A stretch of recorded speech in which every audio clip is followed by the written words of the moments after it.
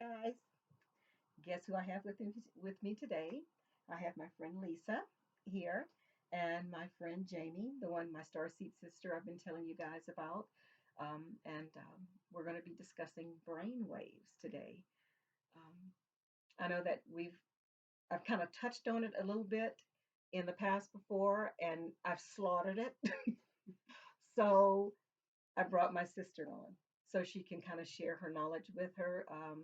So, Jamie, take it Awesome. away. Thank you. Hi, everybody. I love brainwaves. There's so much that it applies to, not just only with the brain, but in power and synchronization.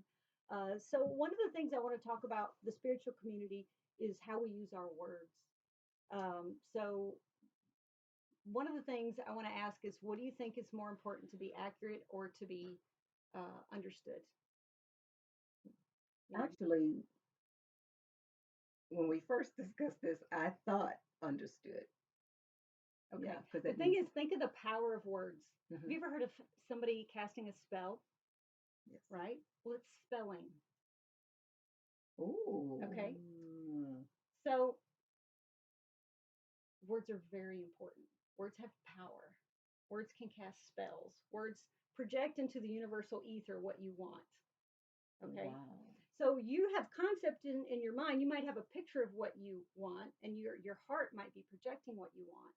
But your voice box is a very powerful thing. It's another tool. So if you're going to use your tool of words, we want to be as accurate as possible, but we also want people to understand us. So you have to it's a balance, it's a dance. But I think Right. within the spiritual community, I think we're at the point where we can start using our words a little bit more accurately. So we always talk about increasing our frequency. And there is a very strategic point in time we want to increase our frequency. But for the most part, we want to increase our amplitude. There's power in amplitude. And the higher your amplitude is, the lower your frequency is. Okay. So there's a frequency of the earth called the Schumann's resonance. The one I've been calling the human. That's tell my sister. No, Monica, it's Schumann. Schumann's resonance. Well, there's several frequencies of the earth, but the one we want to target is the one when we're in the meditative state. That's theta. And the theta state is one of the resonances of the earth, one of the frequencies of the earth. Okay. And that frequency is lower than what we're in right now. Yeah. Like you mean like in my general waking state? In your general waking state. Okay. You're wanting to lower your frequency. You want to increase your amplitude. The power is in the wave. This is amplitude. Okay.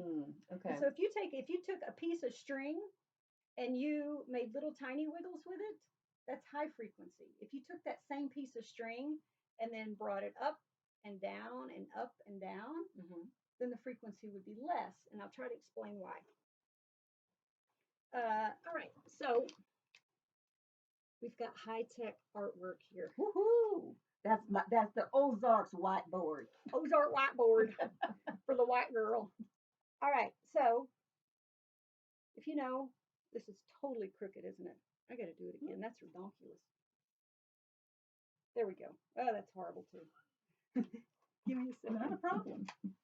Do, do, do, do, do, Now I have more paper to keep my fire going. Okay, so this is kind of a wave.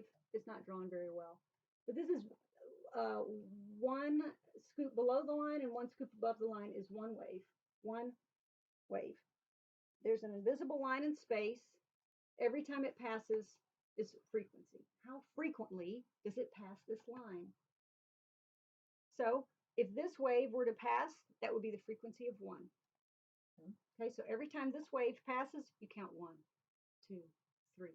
So I think it counts, I think it's off of minutes.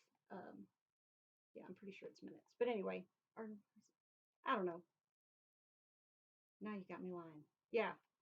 So stay focused. Amplitude is the height. So however, from here to here is the height of the wave. This is the height of it. And that's its amplitude. So the more slowly it goes across the line, the higher it is. Or in other words, the higher it is, the more slowly it will go across the line. because it takes a longer time to go down and up and down and up. So it takes a longer amount of time. And every time it goes down and up, the higher it is, it's more power, more power, more power. All right. Mm-hmm. But the only way you can get to a high amplitude wave is through synchronizing. Okay. So you think about a wave in the ocean. Mm-hmm. All the droplets are synchronized with the energy that's in the water. Okay. You can take, let's say we have this much energy and this much water. And if we just smash them together, you're using this much energy and this much water, but the waves are all over the place. Mhm. And it can't carry a ship. There's no power in it. Mm-hmm. If a wave is synchronized, Oh. okay, then it has carrying capacity. The energy is not wasted. So,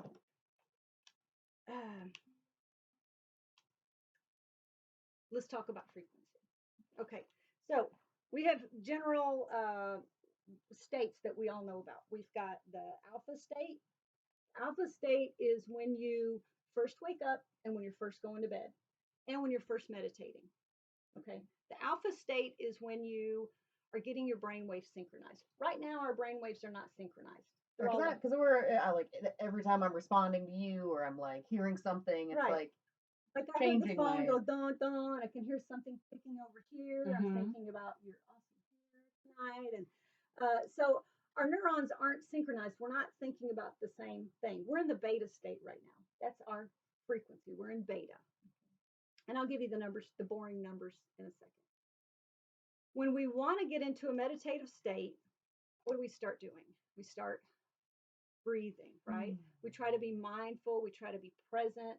And what we're doing there is trying to drop into alpha, and we're trying to get our neurons synchronized to fire in the same way.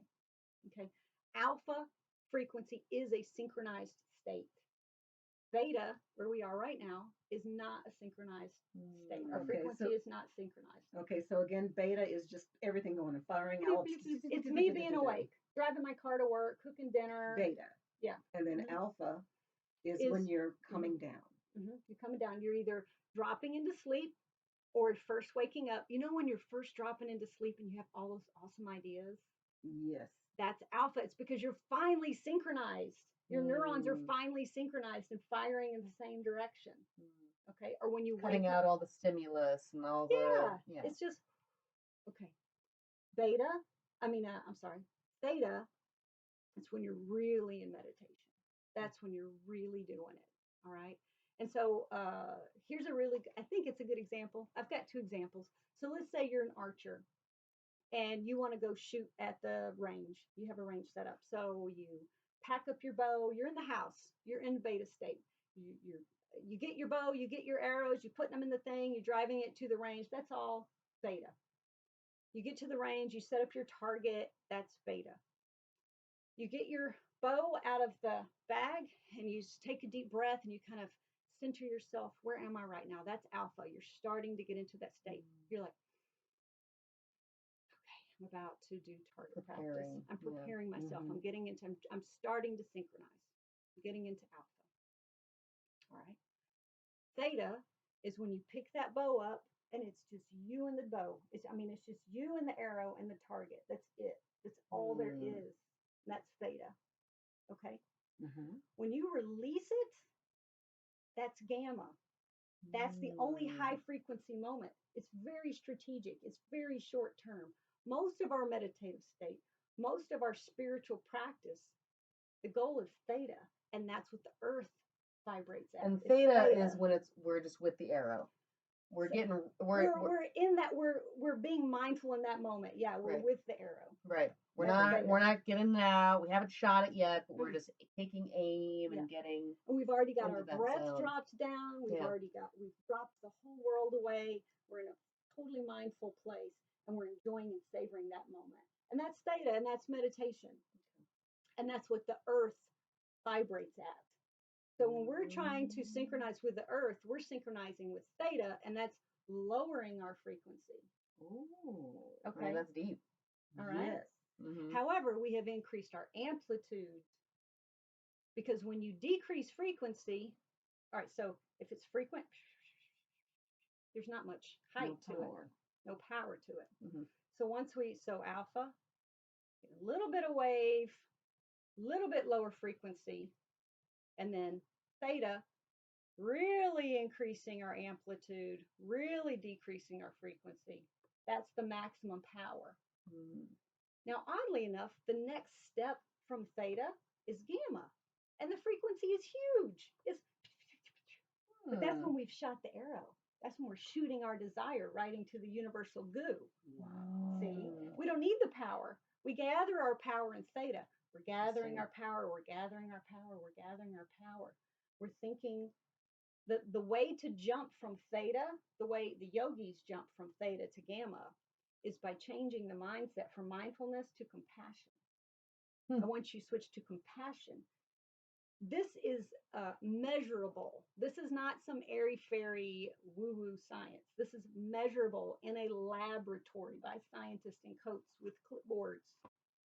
Yogis can drop into a measurable state called gamma by changing their thoughts to compassion. Then they can switch to gamma, which is super high frequency, super low amplitude. So sometimes we want to increase our frequency. That's right at the end. And why do you think, now I've thought about this a lot, but why do you guys think switching from mindfulness to a thought of compassion can change you? The heart. Bingo. Right? I gotta tell you, as far as like measurable or woo woo or whatever, just when you said that, I literally, like, my heart just. Me too. Resonated with Yes. it? Yeah. Immediately, just Yeah. So if you think about it, if you're in a place of compassion, you're not worried about what other people say, because if they're saying things about you and you're in a place of compassion, you know that's really on them. Right. And you feel sorry for them. Just like, who was it? Stephen in the Bible said, forgive them, they know not what they do. Right. He felt pure compassion for them, even as they're pelting him with stones, right? So if you're in a place of compassion, you're not worried about what other people are thinking.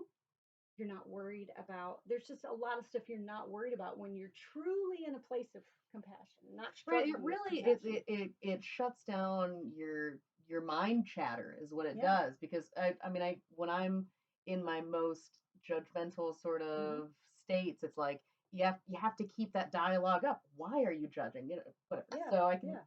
But and the thing is, if you think it like a Major League Baseball player, I doubt he drops into a place of compassion when he hits that ball for a home run. But they also say that people, extremely talented athletes, can drop into gamma when they are literally like one with that ball, one with whatever it is they're doing. They're certainly in love with what they're doing. They are absolutely, there's love to and it. there's There's love to it.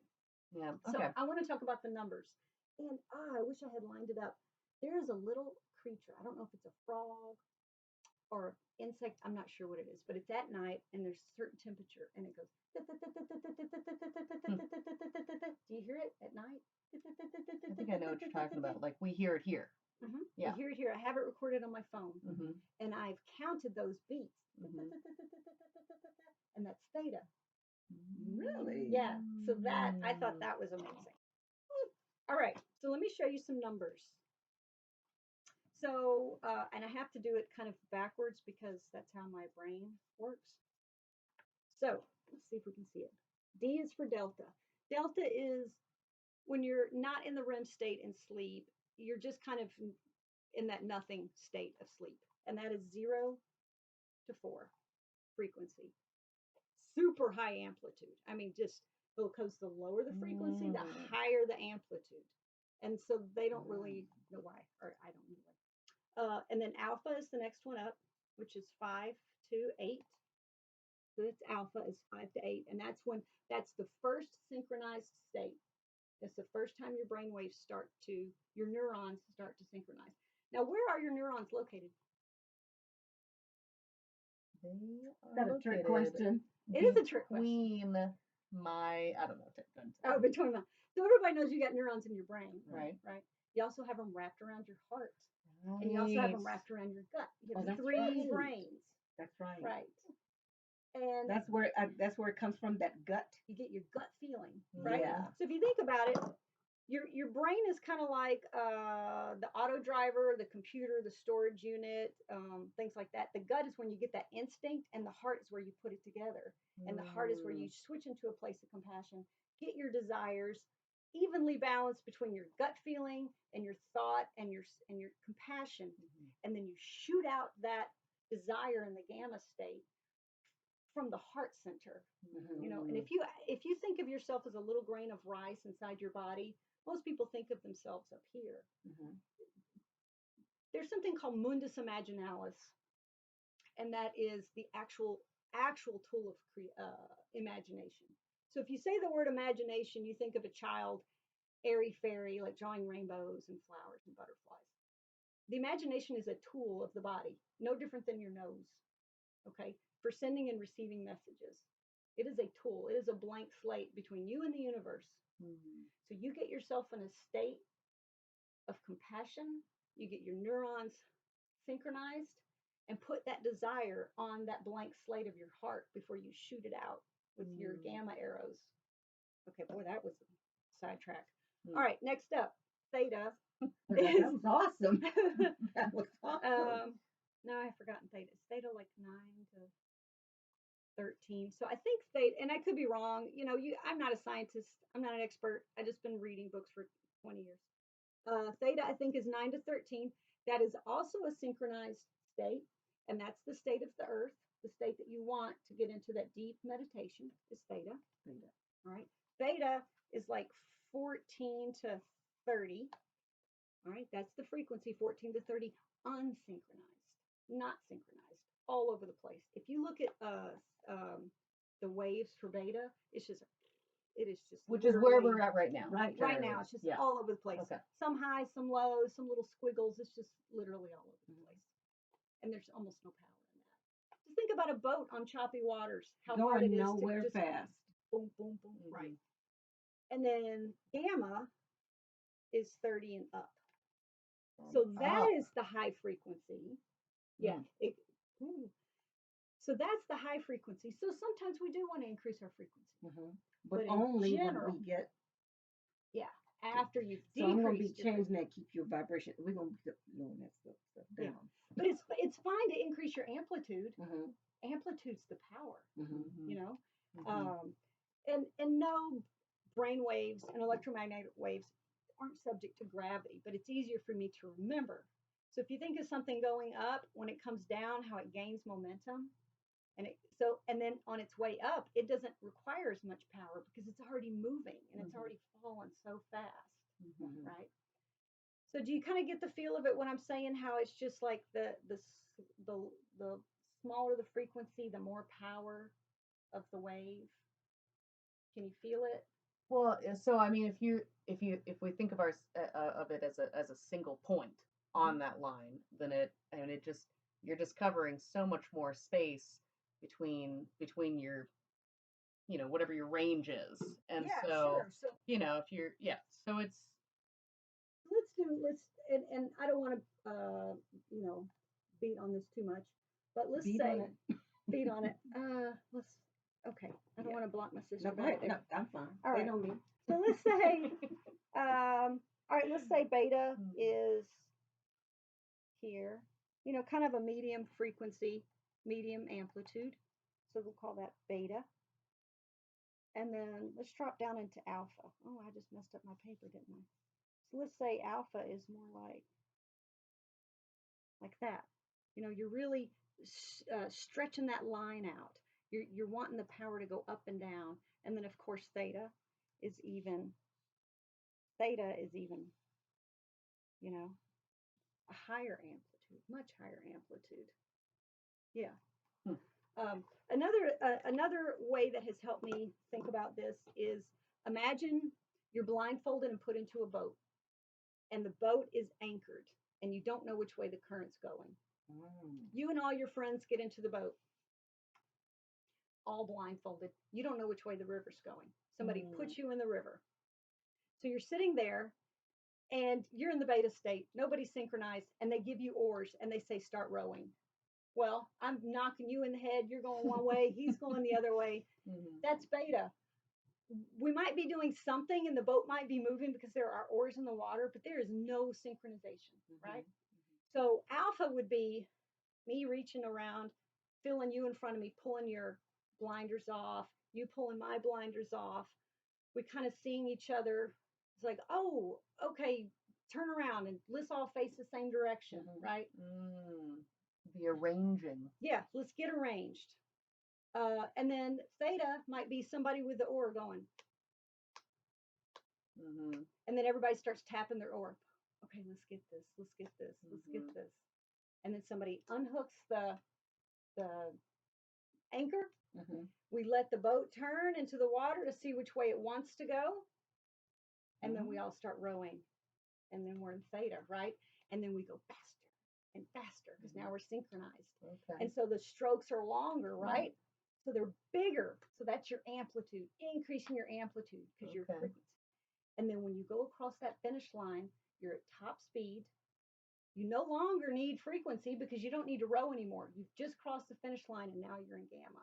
Wow. Yeah. So that makes sense. Okay. I mean, it made sense for other people, but it makes sense for me now. Got it. So like I said, sometimes we do want to increase our frequency. But you got to be prepared how to use it. Exactly. And not have that. Yeah, it makes me think about how, if we think about our frequency and our energy as a line to the universe, and that whatever 30 and up is apparently when the arrow shoots, so maybe I am in beta and I'm in my really high frequency, I'm feeling groovy, but what if my heart's not in the right place, in the sense that we're sending a message out to the universe. What is that message what getting is the out? Message? And the other thing too, you talked about jumping from beta, which is 30, to gamma 30. You have no power in that. It'd be just like throwing the arrow on the ground. Right. So you want the power first. You want that theta wave first to get your power going. Then once your power's going, and then once your speed's going, then you release your gamma wave. Wow. So yeah. Anyway, I thought you would enjoy that. Some of the other words I wanted to talk about were the difference in thinking and believing. Okay. And my favorite person, we did have discussion today, him talking about thinking and believing. But anyway, go ahead, JB. Oh, okay. Hey, Joe. Hey. We're doing a video right now. So people always talk about how important your belief systems are, right? And that you can create your universe based on your belief system. And I think if you do, you're almost doing it accidentally. Belief is a very passive state. Okay. Thinking is active. Feeling is active. All right. There's a little bit of a difference there. So belief, thinking is me spending time putting thought to something and moving my thoughts, moving them in a direction. Belief is sitting down. I believe it's going to happen. So I even say sometimes you're not exploring why it might happen or how it might happen. About it. You're doing absolutely nothing about it. You're not carving.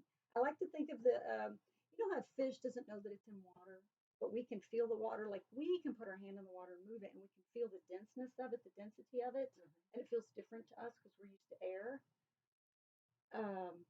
And we have stuff here that we're not feeling. That's here. When I do this, you are affected slightly, just slightly. So I like to call it the universal goo. So if you think of what's in between us as actual goo, what are we carving into that goo? What are we shooting out into the universe? If we use our thoughts and our feelings, those are active things. So once you get your brainwaves synchronized, use your thoughts to create something. Write that on your chalkboard of your mundus imaginalis. Get your feelings in there. Don't sit passively in belief that it's going to happen. Think that it's going to happen. So I just would like us to work on that a little bit more. And also one other word that I would like us to think about as a community is the word shaman. So you are my sister. You play the sister role for me. Sometimes you play the mother role for me, or I would starve to death. So, but you're not biologically my mother, right? The role of shaman, I think it's okay if somebody says that you are playing a role of shaman for that person, but I think we've been throwing that word around a lot. Um, the word shaman was put together by it's a Western word. There was for every tribe, every indigenous tribe, they're dream walkers, they're healers, they're medicine people. They have their own word for it. They have their own techniques. They have their own system. So by lumping them into one word, one, it's kind of disrespectful to just say all indigenous people are shamans. That's the label that we slapped on it because uh, I believe, is it in Siberia? There is a tribe where their medicine person is called the shaman. The one people tribe, one people called used said that. That blows my. I mean, it makes sense that it is a Western word, but that's the first time. Right. So, and the thing is, so these people, let's say that we have to use the word shaman because I don't know what other word to use. I was using dreamwalker for a while, but then I found out that some people dreamwalker means someone that jumps into your dreams and actively messes with you, and I was like, I don't know if I like that anymore. So I don't know what word to call it, but I'm just saying we have to be careful with that word because let's say that they did use the word shaman. I've been studying for 20 years. That is nothing compared to what these people have done. You know, I think sometimes we confuse a leader, a natural leader with a shaman who, you know, like has a lot of spiritual practice and you know, maybe they're miles ahead of their Western counterparts as a rule, whatever that means. But I think that, you know, we look at people who are leader, you know, natural leaders or whatever, that it's like, oh, you must be this thing that we've heard of that most of us know nothing about. Right. What other? Our words are so inadequate. Right. Even though we have to use that word sometimes, I just want us to be mindful about the fact that there are people out there who they haven't studied for 50 and 60 years. They have generational experience. Right. They were in their grandmother's womb, being formed in their mother's womb or in their mother's eggs. Who, you know, 5, 6 generations of people who have been practicing this, and they've been taught from the time they were a child. And I could study 10 hours a day the rest of my life and never remotely even catch up to these people. So I think what is important is not having to follow a set practice, but to me anyway, in my humble opinion, is connecting to the earth through the theta wave and trying to create my own practice because we're all kind of bouncing around in the dark out here. I didn't have you know, we grew up the same way. I didn't have any kind of belief or hope that I had direct contact that I had direct contact with spirit. You know, I was raised Jehovah's Witness. I do not consider myself an ex Jehovah's Witness because I do not consider myself an ex anything. I am not an ex anything. I don't care what they do. I don't care what they're up to. I don't care what they're doing because I have other things to do. Right. You know, and my job right now is to learn as much as I can and to connect through breathing, through mindfulness, through learning about things that strike my fancy, like frequency. It for some reason we were I was I love sleep. I love lucid dreaming. Lucid dreaming is one of my favorite things of all. That and creation dance. And so because of lucid dreaming, you find out what time of night that you are most likely to lucid dream. And so then they started talking about the brain waves and they started talking about frequency. And the spiritual community all the time is talking about increase your frequency. And I didn't understand what it meant. And so I started doing the research and I was like, oh, I don't think we're supposed to be saying it that way. I don't think this is right. So maybe somebody out there knows that my thinking is completely off. It could be, but you know, if you haven't gotten into dream work and trying to manipulate your, I guess, your heart, your mind, your body, your spirit into getting into that place so that you can become a whole person or become holy. So becoming holy. Do you have time to talk about one more thing? Absolutely. Keep Okay. talking. So I love this. if you think about yourself like an avatar, like Meat suit. this is your meat suit. This is your avatar in the place that has gravity, and we have another avatar in the place that doesn't have gravity, and some people call that the dream state. But if you believe that this is that everything is a dream, like I do, that this is I just forgot the word for it right now. Matrix. No, No. holographic universe. If Yeah. you believe in the holographic universe theory, it's all a dream. But this dream has gravity, and if I jump off a cliff, I will die or break something. Um, you can if it is critical to your health that you lose 400 pounds, your whole day is that, right? What you eat, how you move, everything is about that. Well, if you really, really want to connect to your avatar in the dream state, your state here in the waking state, it's trying to wake this person up enough so that when you dream, you will wake this person up and that you can connect and become whole. See, that is holy. That is how you become holy. I never heard it. Go ahead. I never heard it brought out that way. That makes so much sense, though. So, right, we're very fragmented. So we have some power here in this place with gravity. We have some power through theta and through gamma. But this is this place with gravity is the hardest place to create. The easiest place to create is in the place that doesn't have gravity. So think about how people brag. I only need 4 hours of sleep. I don't need much sleep.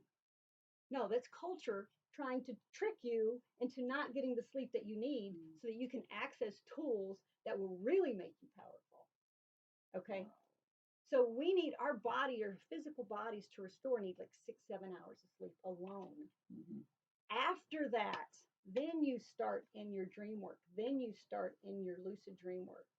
So you almost need 9 hours of sleep before you can, I call it sleep frosting, before you can get to your power tools.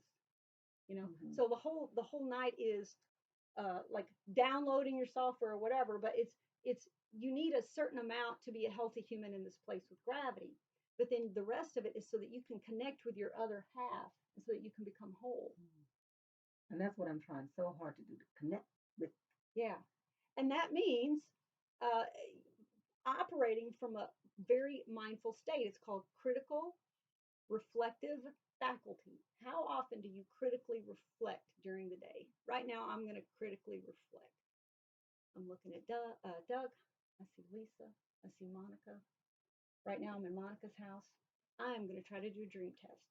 So every time you critically reflect, it's doing a dream test. The easiest dream test is trying to float.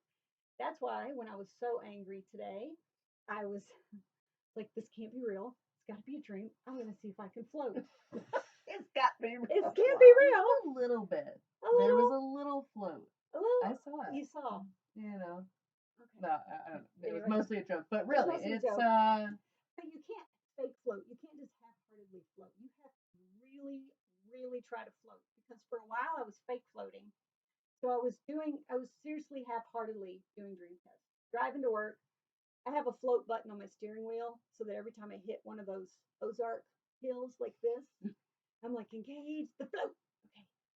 Float, float, float. I'm like trying to get the car to float so that in my dreams, I will do it and the car will float my dreams. And then I'm like, I'm dreaming. I like that. Yeah. So anytime something is super common or super weird, do a float test. But if you start half-heartedly doing it here, you half-heartedly do it there. I cannot tell you how many times I've woken up and in the dream I was just like float, float. Okay, no float. And then I wake up, I was totally dreaming because I was half-heartedly doing it. You have to feel it.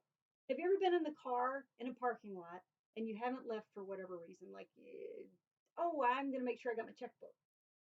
And you didn't notice somebody in the car next to you got in and they started backing out, and out of your peripheral vision, the car starts moving. Oh yeah, and you're like, oh, you're like, yes. oh, that's kind of like that. Yeah. You want to feel when you're trying to do your float test, you want to do it in such a place that you almost get nauseous. You're just like, you really want to do it. If you're dreaming and you're going to do a float test, you're so embedded like a tick in a mindless state, and our dream avatar is so weak. The body is so weak. It is the worst of us here. It is the mindlessness of us here. It's almost like autopilot, right? Mm-hmm. So you have to do something here in this place with gravity that is significant enough to wake you up. Wake up, wake up. That's what we got to do. We got to wake up over there. Wow. And then we won't Okay. have to come back.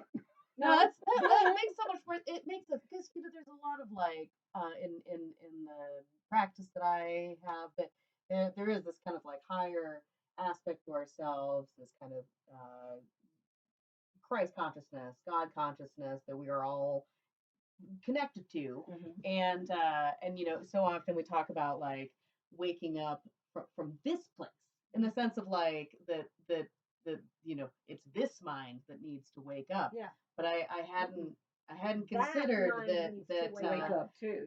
yeah that We it, have to wake up. yeah. Hello, you We up? need to be. Yeah. But the thing is, so that that that avatar has a lot more power than we do.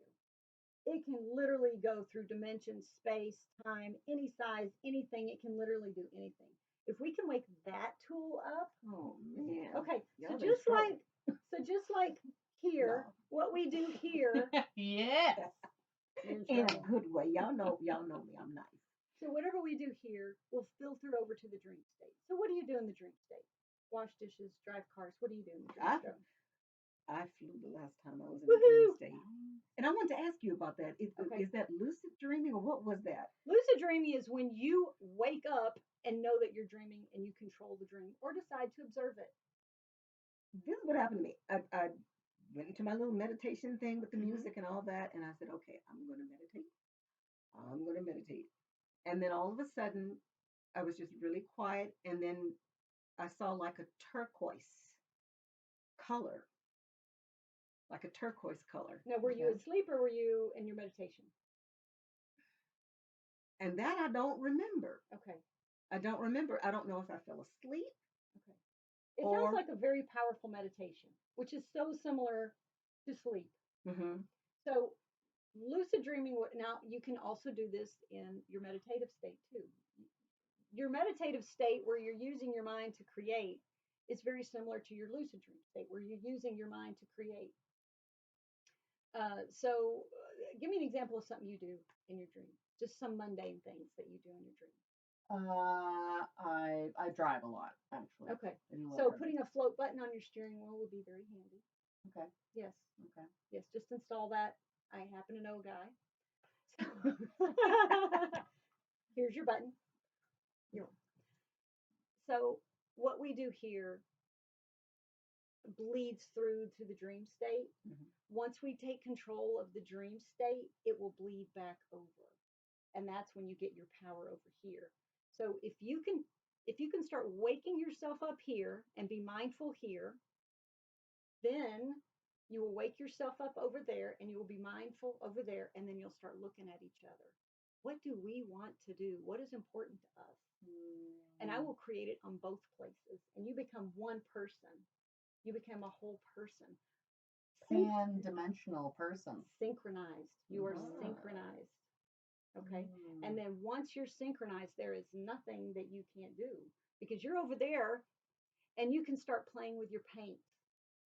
What would it feel like to have community this way? What would it feel like to do this or that? And you paint with it a little bit. I don't know. Sometimes you'll get messages many times you'll get messages from the universe, and you just sit in a mindful state, knowing that you're asleep and knowing that you're dreaming and just observing and just paying attention and taking that with you over to this state. And then when you wake up in the morning, laying there and not moving a muscle until you really can remember as much detail as possible. Keeping a dream journal is very, very important. But our ego tells us when we're lucid dreamers that our job is to go create. And yeah, that's part of it, and that's a fun part. But it's really a great place to connect to our higher self, our spirit guides. It's a place where we can really drop a lot of the crap. And it's timeless. You can spend like for example, I had a 13-hour paralysis once, and in that 13 hours, I spent a lifetime, an entire lifetime.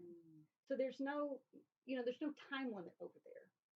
So that is really a secret sandbox, a wonderful play space to bring back. But mindfulness is the key.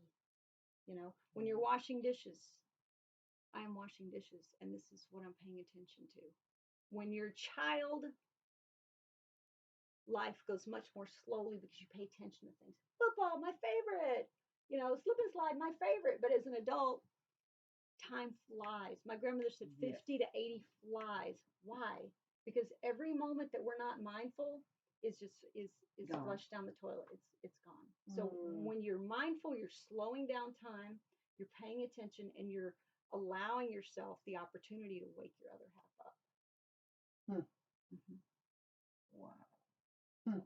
But anyway, if you guys want to talk more about lucid dreaming, some other time I'd be happy to come back. But that would be way cool. Before we close though, Jamie, say for instance me, I have a hard time. I don't dream. I don't remember my dreams. The last dream I had is one I was telling you about, is when I thought I was flying. First I saw the blue, and then I realized that I was flying and I was above the trees. And remember when I told you I saw the people running, and it was beautiful, and I was like, I'm freaking flying. I was so excited. That was the last time. That's been like about at least 5-6 months ago. I don't remember any of my dreams, but I also have a really hard time sleeping.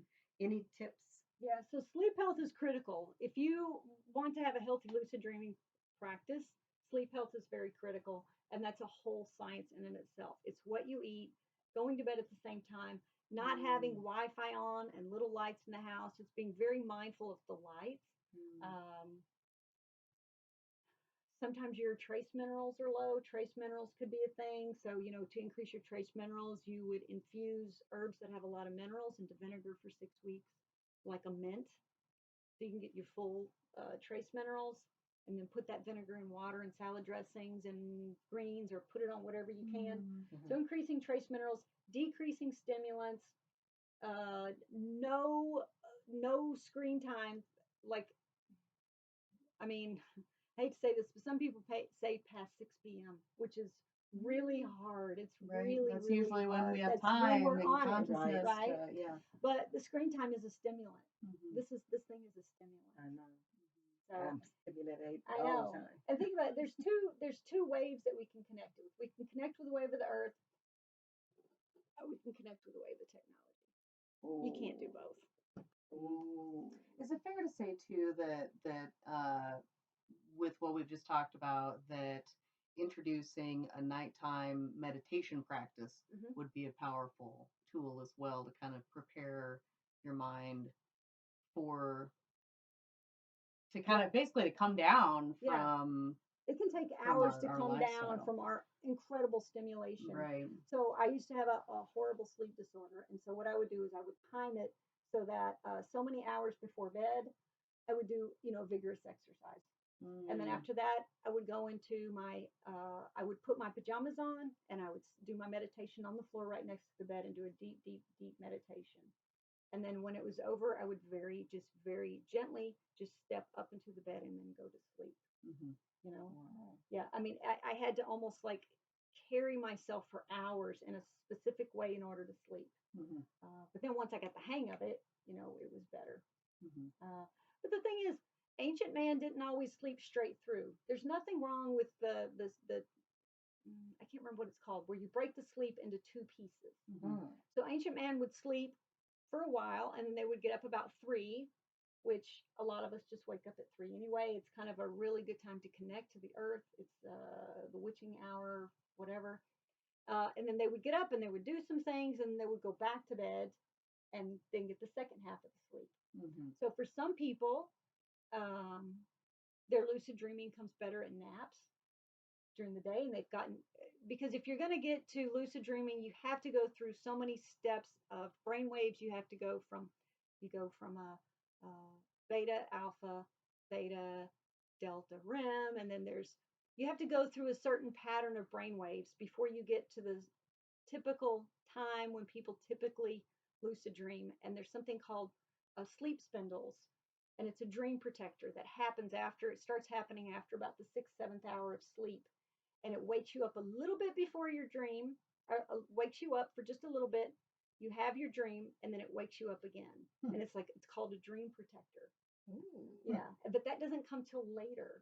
So it's really interesting looking at the typical patterns at night to get to sleep, to get to your dream state, to get to REM, to get to the typical lucid dreaming. So dream science is fun. Creation dance is fun. That's another whole topic. We're going to have so much fun. Jamie, this has been amazing. Thank you. Thank Thanks you for having so me on. much, my sister. Thank you, Lisa, for joining us. This has been great. We have to have you back on Okay. to do that would be so much fun. We can get out there and do our creation dance. Hey, What were we doing earlier? We'll get Duck up there too. Hey, Duck. So anyway, guys. Anyway, so we're going to go ahead and close now. Remember, to always.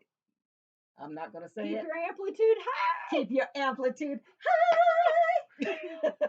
Till next time, my babies. I'll see you guys later.